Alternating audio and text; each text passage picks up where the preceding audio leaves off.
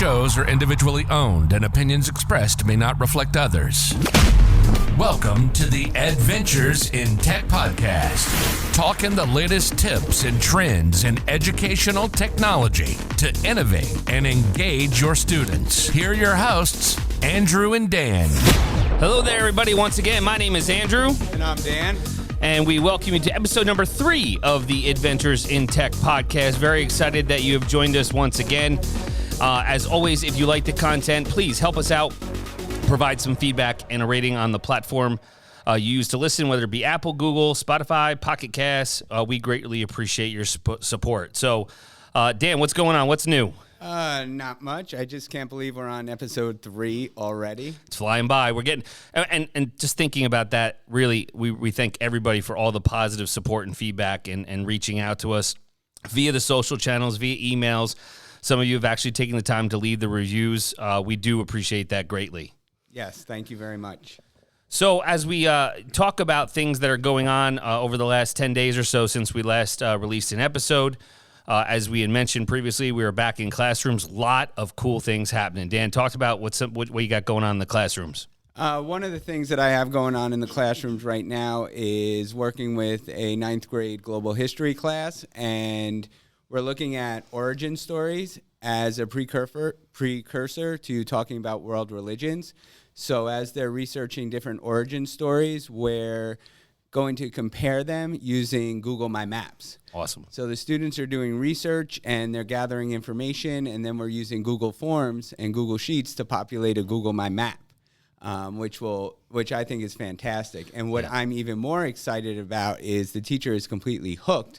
So she's going to use Google My Maps for her entire year. So look at that geographical reasoning and then have the students put different layers onto that maps to curate all their learning for the year. That's so that's awesome. Super exciting.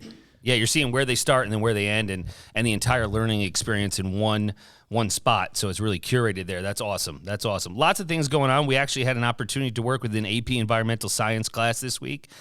We actually flew the drone and were able to take some aerial images. We were out canoeing. And we did not crash it in the Hudson River. We did not. So Score 1. Yeah. So we definitely scored some points there with our boss, our tech director. We did not ruin any equipment in the middle of the marshy area of the Hudson River.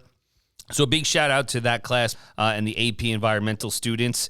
We had a great time with you guys and really looked to creating those experiences with those images and the 360 images. And moving forward, as you know, 5th grade also studies ecosystems and everything. We're going to connect those AP Environmental students with some of our 5th grade students to have that synergy between the two classes. It's going to be a great experience. And especially with that experience, what was really cool was how excited the students were. One, I think that we're excited that we were flying a drone, but they were excited to do something with the footage. So we're definitely putting the ownership of this on the students to create that VR experience and build it up for an authentic audience. So I think really thinking outside the box and providing these opportunities, plus the naturalists and facilitators we had from the DEC, the DEC are very excited to see the footage and what we come up with. Yeah, they were super stoked that a drone was actually being flown, and it was definitely a great learning experience. There's nothing like getting out of the classroom, something that we've missed over the past 19 months for these students. They couldn't experience this in person, and it just wasn't the same. So they were super stoked to be out. We had a great time. The teacher was all on board, the DEC, all the naturalists. It was a great experience for the students overall. They definitely had a great time. So we have that coming up. We also have some other things kind of in the works of ideas of utilizing technology, giving students voice and choice, and we'll elaborate on those, as we get closer to, launching those experiences with students, throughout our district. The other thing we want to mention is NICEgate coming up. It is about 30 to 40 days away, mid-November, up at Rochester, the NICEgate Annual Conference, Better Together 2021. So we are going to be bringing the show on the road. If you are going to be attending NICEgate in person, please come, reach out to us ahead of time. We'd love to get your thoughts on the different sessions you've attended, the exhibit hall, workshops, the keynotes. Manny Scott did an excellent keynote last year, even though the whole platform was virtual. The corporate council will be there. So we're going to have our special guests. We have a whole crew of people that we know that are attending. So we do want to get them on the show as well. And just remember, if you're not going to be at NiceGate in person, there is a virtual option this year as well. Correct. Yep. And then the other thing is a big friend of the podcast, Matt Miller. Woohoo! Yeah, Matt. He actually just released recently his Ditch Summit, which will be taking place December 13th to January 7th, 2022. And it's year number 6 for the Ditch That Textbook Digital Summit.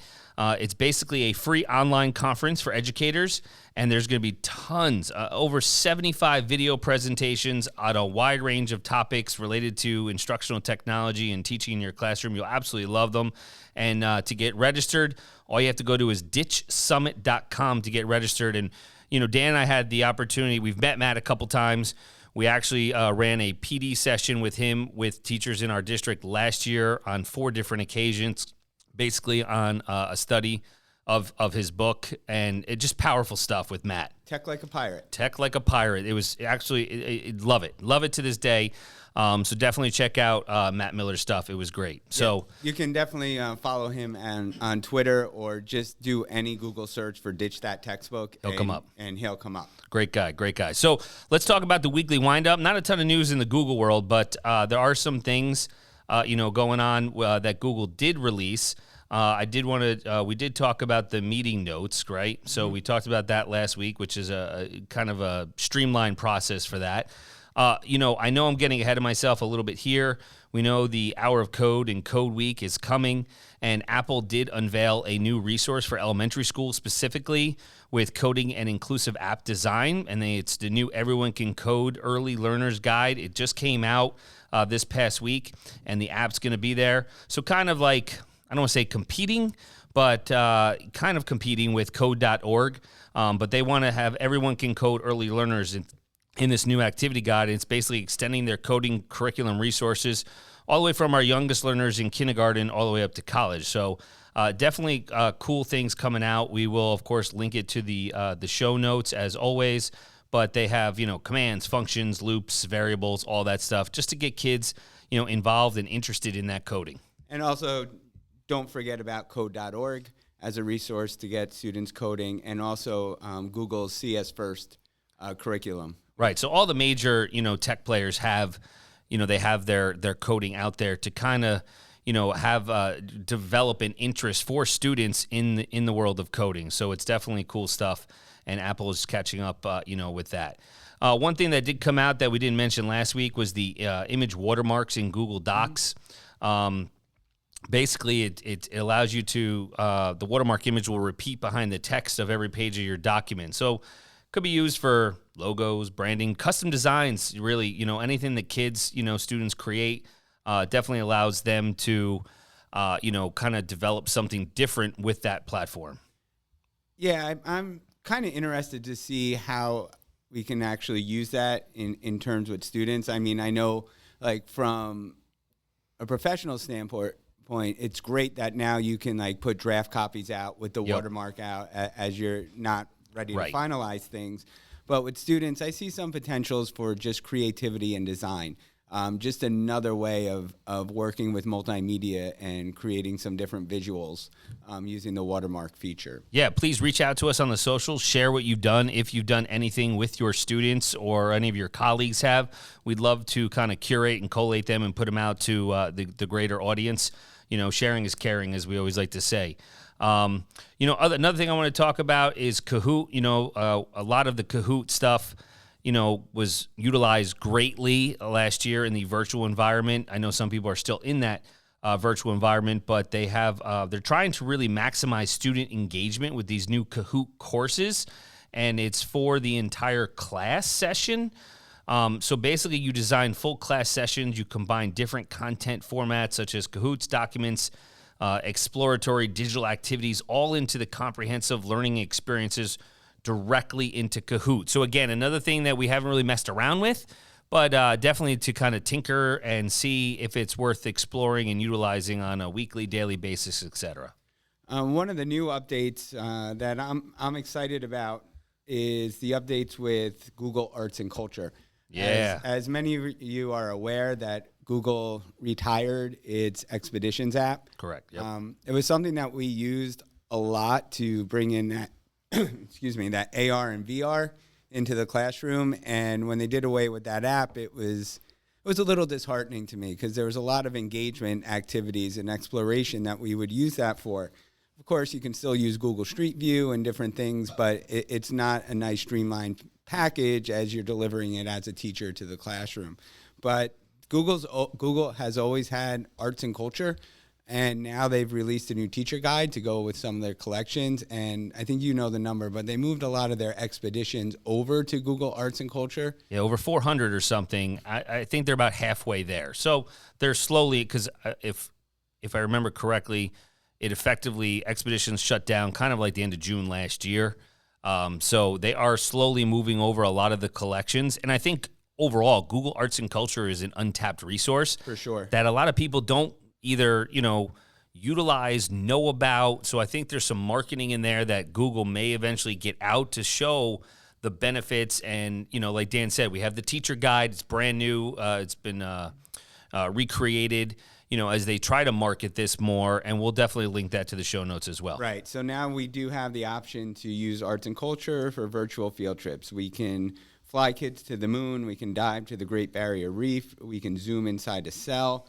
We can look at Egypt's layered history. I mean, there's so much rich content in there that is now supported with the teacher's guide and streamlined resources. And just thinking how you can, use that guide and use that content to kind of create those experiences for students, and the modalities and the learning in different ways, different platforms to assess. Because let's be honest, you're not always going to have the experience where you can go onto a real in-person field trip. So it's kind of, I don't want to say replacing Expeditions, but it's also giving you another avenue just to kind of excite your students. I think we'll schedule some time in the future to discuss this more because there's Absolutely. a lot. There's a lot in there. I think that and virtual reality, AR, and field trips. Because we know everybody's in a different learning environment, meaning virtual versus in person right now. I think that's definitely something we need to touch base on in the near future. So this week's episode, as we started to think about what's coming up. We talked about vaguely in previous episodes about feedback and communicating with students effectively, and how can you offer feedback, and in what ways, and how can students, the communication part, like we talked about social emotional, they could be struggling depending upon circumstances, that you may not know. They may have trouble communicating what exactly they're thinking, feeling, and how can you get across the point? Because sometimes we know if you put something in writing, if you put something in a text message or what have you, it may not come across exactly the way you want to. And we wanted to touch base upon this at this episode also, as besides just communicating with your students, we also want to talk about communicating with parents, because we know a lot of the back-to-school parent partners, open house, every district calls them something different, where the teachers talk to the parents about what's going on, but also then specifically parent-teacher conferences are coming.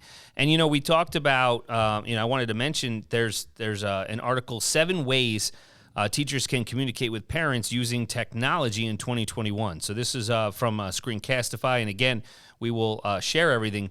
But more than ever, we know as our colleagues, we're embracing new technology to enhance the learning outcomes for our students. And obviously, we want to make sure that parent-teacher communication is no exception. There's that bridge between school and home is so much more important after what we've been through the last 19 months. And effective communication has always been a challenge. And there's no single solution, ed tech solution, that's going to reach every parent equally. We don't know devices, Wi-Fi, etc.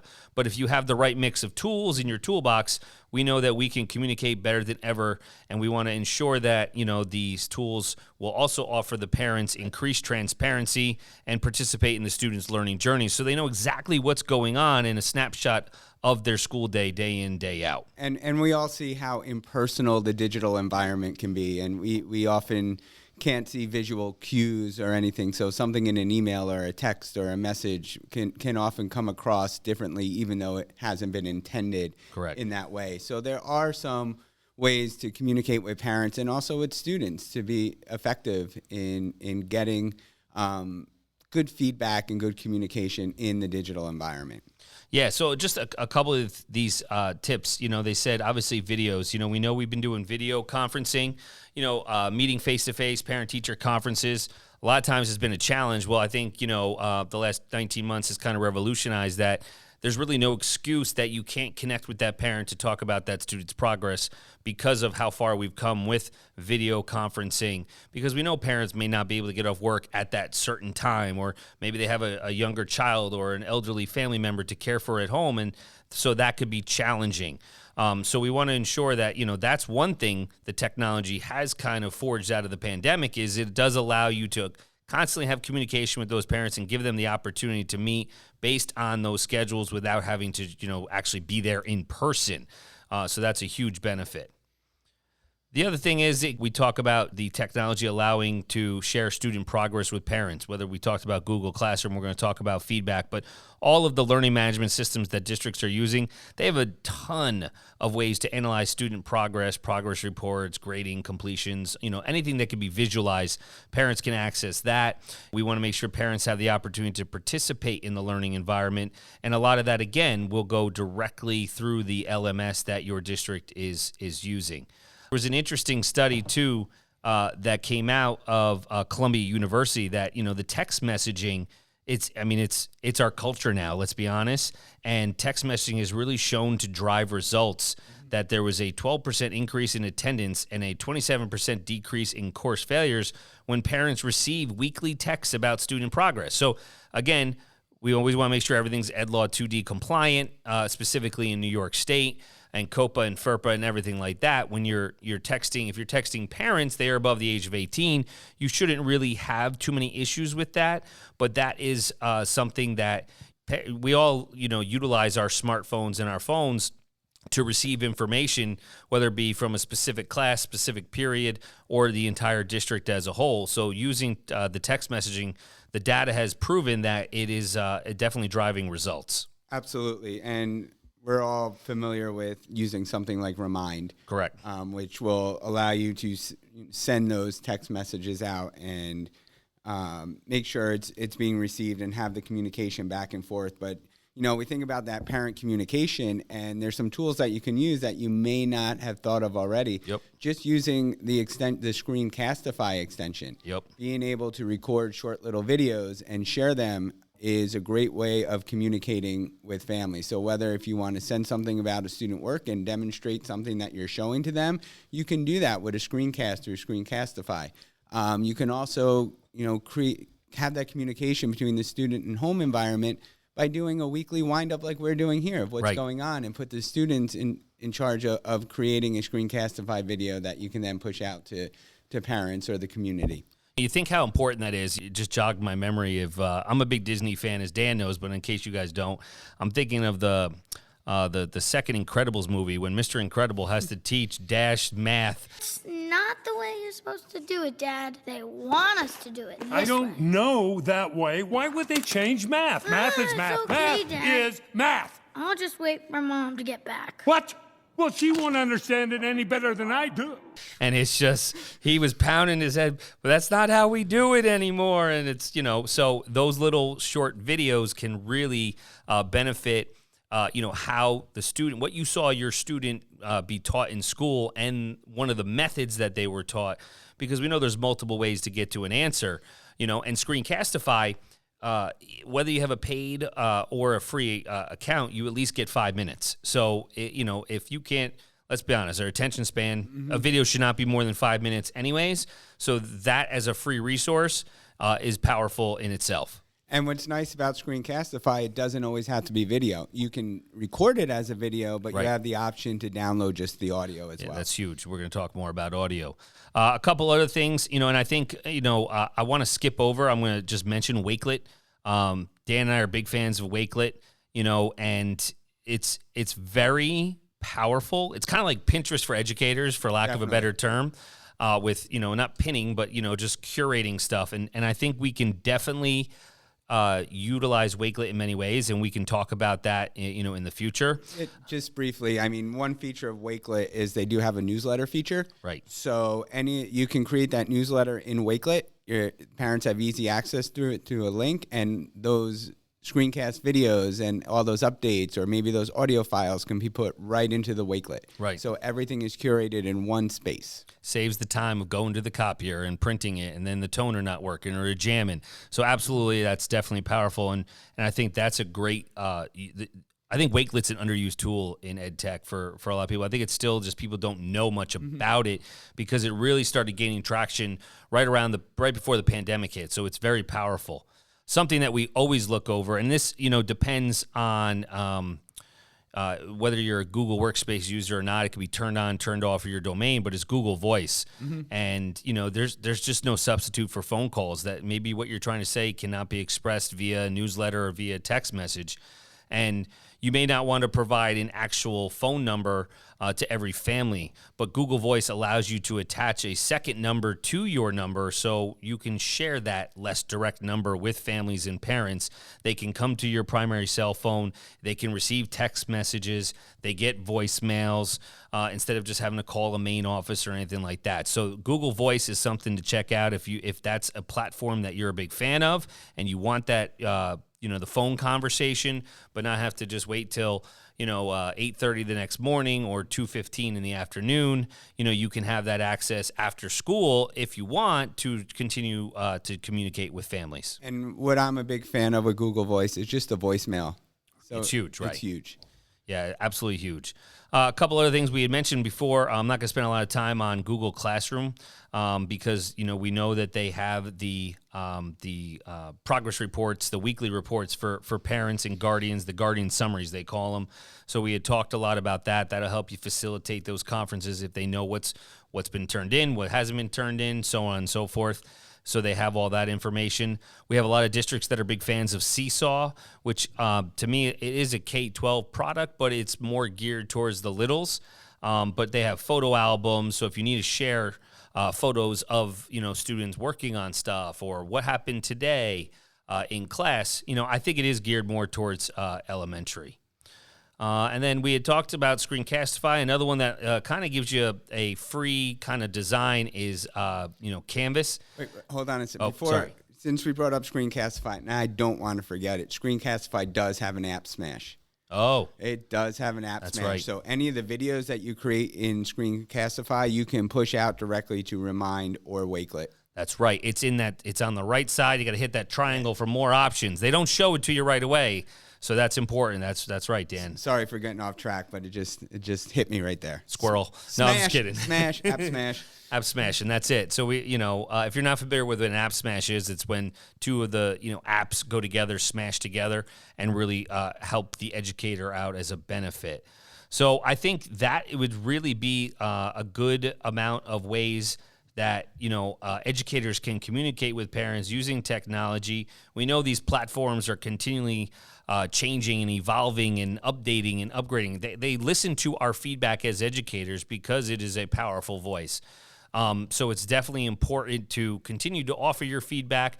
A lot of them are very responsive on the socials, specifically on Twitter, and they continue to evolve and make these changes to kind of better assist educators in what we do. So let's move along. So we just had a nice conversation about parent communication. Let's talk about streamlining feedback and communication with students. Yep. Whether you're in a remote environment, blended environment, I think a lot of people are now using those LMSs and those digital platforms to really push forward their digital learning space and their learning space in the classroom. So we want to talk about ways of streamlining that feedback when students are submitting digital products. Yeah. Because we don't want to just put a grade or put a comment and that will get glossed right over from a student. We're not really sure if they're getting the feedback that we're giving them digitally. So one thing that's become my favorite over the past year is an extension called Mote. Mote, yes. Mote, M-O-T-E. And we'll put a link to the Chrome web store for that. But Mote allows you to create voice recordings for your comments, for your feedback Anywhere. Anywhere Right. That you create, and it integrates right with Google Workspace. So if you want to think about it, leaving a voice comment is great because students might be more apt to actually click on it, listen to it, and it will chart that a student is engaging with that comment. So you'll get a notification. You'll get to see that that student, in fact, did listen to the comment. Which is important because we never know if they're really listening to us. And then the comment is always there. If you're meeting with a student in a small group or, face-to-face, maybe it's just going in one ear, out the other. You never know until they actually, do something to prove, at a later date, another assignment, that they've actually understood the feedback that you've given to them, responded to it, and were able to change whatever feedback you gave, whatever you wanted them to kind of change or evolve in their work or so forth. So that is important, when we talk about that. The Moat comment is there, and they can continually listen to it if they're like, I need a little more explanation. What was Mr. Roberto really looking for? And with Moat, I did mention that it's integrated. Anywhere you can leave a comment in Google. So anywhere you can put a comment or a post or anything in Google Classroom, Google Slides, Google Docs, Google Sheets, Google Forms, even in Gmail, you'll see a little M icon. So you don't have to go anywhere special to record this and attach it. It's automatically built in. Right. So you can click on the M, you can do your voice recording, and it saves right there. Yeah. It's powerful. I will point out that there is, tiered levels of it. You can get Moat for free. It'll give you a 30-second recording time, and it works in those applications. There is a paid version for unlimited. I think it's about $39 per year. And that will give you some more features. Same integration, but you get 90 seconds of recording time. It'll give you voice-to-text transcription. It'll do translations. You can save and reuse Moats. So it does have a little more features for the paid version. But I've been using the free version, and 30 seconds, when you think about it. Long time. Yeah, it's enough to, to give the feedback points that you want to. As long as your feedback is on point and directed and you're not going off on tangents, 30-second recording time is valuable time for the student, especially depending upon their age level and their attention span. 100% Moat is something, M-O-T-E, you definitely want to check out. I know we talked a lot about Classroom, Google Classroom, especially if you're using that as your LMS and reusing posts and master classrooms. We want to talk about rubrics. I think that's an underutilized feature that we had kind of mentioned, but rubrics are pretty powerful, right, Dan? Definitely. I know we mentioned it, I think, in episode 1. Yeah, something. And we got a lot of feedback saying you wanted to learn more about rubrics. Right. So we're going to talk about it here. Just know I'm also going to link a slide deck about creating rubrics in the show notes, so it'll give a little more detailed on how to create and how to reuse and do all that. Yeah, and powerful in the sense that you can give the rubric to the students and then also leave the Moat comment. How's that for an app smash right there? There we go. And lastly, when we talk about streamlining feedback, we want to talk about the comment bank in Google Classroom specifically. Sure. So you have the ability to save some comments. So some comments that you find yourself keep using over and over again, you can save that to your comment bank, and then you'll be able to copy and paste them right into the field whenever you want to use it. Yeah, so again, streamlining the process for the student, streamlining the process for the educator, making things a lot easier to utilize as you are going through your grading and looking at student work. Very important. So the nice thing is, by using a combination of these tools, you can even use Screencastify. Yep. So there's a lot of times when I'm leaving feedback or comments or want to answer a student question, I don't want to type it in. I don't want to talk it in because I'd like to demonstrate it. Right. So I will use Screencastify for that feedback and answering questions in the digital environment, because then I get to demonstrate what I'm talking about. So even if you wanted to point out a piece in student writing, or if you want to look at their analysis of a math problem, and you see like a distinct point where feedback and teaching is needed, you can do that in a Screencastify video and then attach that as the comment in Google Classroom. So all these tools mixed together really will create for a more meaningful digital learning experience for students. And remember, this isn't just for students that are working remote. These are for the students in your classroom, because we're always looking to have students create something. And the tools that are available through Google Workspace or even OneNote or Microsoft Teams, Evernote, all of them. Yep. All these collaboration tools really will allow students to be creative and demonstrate their understanding in unique ways. But we want to make sure that we are providing the appropriate scaffolds where they can be independent in their learning, but we can be that guide along the way. So by having streamlined feedback, we can get to the students' areas of concern quicker and more meaningful than having students submit something and then you're writing on it with a pen, or having a conference about. Conferences are great. I'm not saying you should be conferencing with your students, but it's not going to replace them. But having that streamlined feedback loop will give you more time to have small group instruction and streamlined conferences, because you're giving them feedback at the moment where they need it most in a way that's not overwhelming for the teacher. Right. And as we know, students, their differing learning abilities, grasping a concept or whatever the activity you're having them perform. There may be students who just need that small 30-second mote comment, or maybe they'll understand, something from the comment bank or a small screen Castify. When you're a small group, maybe they need a lot more reteaching, redirection, and that opportunity for them to get 5 minutes of your time in that conference versus the student who may only need those 30 seconds or a minute to get them back on task and get going on what you need them to do. And then combine that with the rubric feature. Yep. It just all makes sense. As we wrap up talking about effective feedback, I just wanted to mention, a quote I read from Plato talking about feedback and communicating effectively. Never discourage anyone who continually makes progress, no matter how slow. As you provide feedback, I think that quote kind of summarizes episode number 3 here. So we once again want to thank you guys for all your support, listening on all the platforms, leaving us a review.